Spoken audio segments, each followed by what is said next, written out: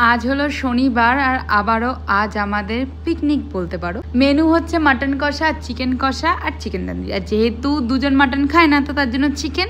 और देखो मोटामुटी एखाने सब प्रिपारेशन करे निয়েছি। एकटू बड़ो आँचे बड़ो जायगाय करले जिनिसटा करतेও सुविधा हय और ताड़ाताड़ी हयও। तार जोन्नो हाঁড়ি निয়েছি, आंटी बोला हाঁড়িতেই कर।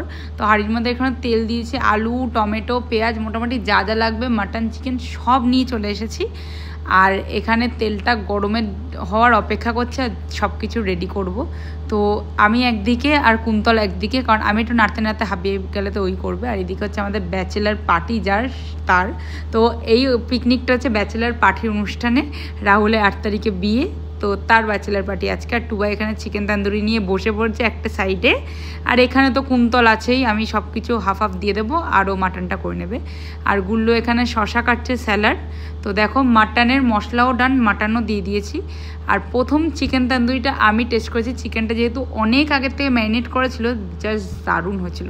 আর আমাদের চিকেন তন্দুরি এক্সপার্ট বলে কথা। আর যেহেতু কুন্তল ভেজ তাই ওর জন্য মাশরুম তন্দুরি। তো চিকেন মাটন দুটোই রেডি, আমরা ডিনার করার জন্য রেডি। দেখো প্লেটেও ভাগ ভাগ হয়ে গেছে। চিকেনটা কিন্তু সব থেকে ভালো হয়েছে, মাটনটা তো অবশ্যই ভালো হয়েছে। তো যাই হোক, মিনি ব্লগটা এখানে এন্ড করলাম।